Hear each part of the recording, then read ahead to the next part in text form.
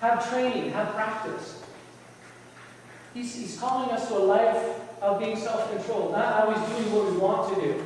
What I like best about hunters is they have a sense of discipline. A hunter can sit in a tree stand. I wasn't going to try and break a tree stand, but I was up at the camp and I wanted to hang a tree stand from up here. Wouldn't it be cool delivering the sermon from a tree stand up here, Charlie? Do you see that? You seen it with me? I see. I need a beautiful thing right up here. But I didn't. But you know what? What I like about hunters is they have a self-discipline where they train, they practice, they prepare their gear, and they have the discipline to sit there all day long. Rain, shine, it's miserable weather, they're waiting for that moment where they have the self-discipline because they have that goal in mind. They do practice, they do preparation, they do skeet shooting so they can hit a squirrel in a walnut tree from 30 feet away. I mean, they don't just go out there and walk around like Josh and I were doing. They have a mission to hunt, to capture something, to bring it back, eat it. That's the idea of a hunt is to get something, whatever is in season. My question to you today is, what are you training for? Every one of us are called to be in training. If you're training and God has called you to be a worshiper and a musician, then you should be in training. No matter how much musical aptitude you have, and God's called you to be a musician, you should be training. Moving forward in that, never stop graduating from school, pushing forward in what God's called you to do, and keep learning in that. God's called us to be disciplined. And when Lisa's training for the powerlifting and that, she can't just go out and go to Fast Eddie's and right in the middle of it, 2 days before the competition, just say, I'm going to have 3 crazy fries and who cares? And then go to Worlds. Can she have it? You can't do that. She was on a discipline of diet and of exercise and extreme for the purpose of a high calling, to do something significant. My point to you today is, what are you called to? What are you training for? Every one of us should have an answer to that question. What are you training for? Because there's no place of just resting. I'm there. I'm just working. Or I'm just living. God always prepares us for the next thing. God always prepares us and does something in so that we would do something with what He's called us to do. The third and most important thing, this seems obvious, but Peter had to tell us to this, said, first of all, prepare for action, be self-controlled, and set your hope. Set your focus, set your sights. Not only is the string broken on this, but Candy tells me that the sights are broken, so I wouldn't be able to hit the broadside of a barn with this crossbow, even if I could get it caught. What are you shooting for? What is your aim?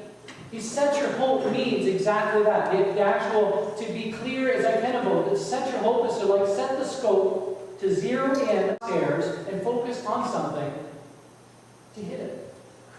See, hunters don't just go out there, ready, aim, ready, aim, ready, aim.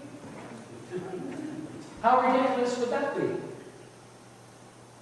We have to be ready to pull the trigger. We have to be ready to step up. When you pull the trigger, you're committed at that point. When you pull the trigger, you're going for what you're aiming for. And you know what? In a real way, I want to ask you today, what are you aiming for? What is your hope set up? What is your goal? Because you know what? If we never pull the trigger, if we never step out of the box to do something, then we never will. We won't enter what God has called us to do. We'll never, to do some of these things, say, what is your focus? Is that maybe our focus right now is starting with the Operation Christmas Child, saying, you know what, I want to start living life inside out. I want to start giving my life away. Living a life of rich generosity. So you know what, I'm going to start with a Christmas box. I'm going to start doing that. That takes a little time, not very much money, but it begins something significant in your life. I bet you're glad that wasn't loaded, right? Don't worry, Michael. Shannon can probably pull it out. Just practicing it. I'll just set this over here. I can see Linda looking nervous right now. What is your hope set on today, right now? If I ask you that today, would you be able to give me an answer in a couple of words? Would you give me an answer in one word, saying, what's your sight set on? Do you have a type? Or are we just going to walk through the woods? Are we just walking through the motions? Or do we have an action plan and purpose? See, to pull the trigger takes risk. It takes risk. To step out, in our to build a gym or to do a multi-purpose, building in our community. It takes risk. To step out and to take a missions trip or to do something, to reach out, to say this, this Christmas time, we're going to reach out to a family in need instead of just focusing on ourselves with our children, our families. There's a challenge to that. And you know what? As we focus our sights on Jesus, you know what? It says that, there is something that happens. There's something incredible that happens as we walk through these things, as we train, as we focus, that we set our sights, and as we give our life away. This amazing thing is you can't give enough away. The more that you give, the more that God pours back to you. That's why he says, is that blessed are they that give. As you quench the thirst of others, and God quenches your thirst. In Ecclesiastes 9, verse 10, it says this, "Whatsoever your hand finds to do, do it with all of your might.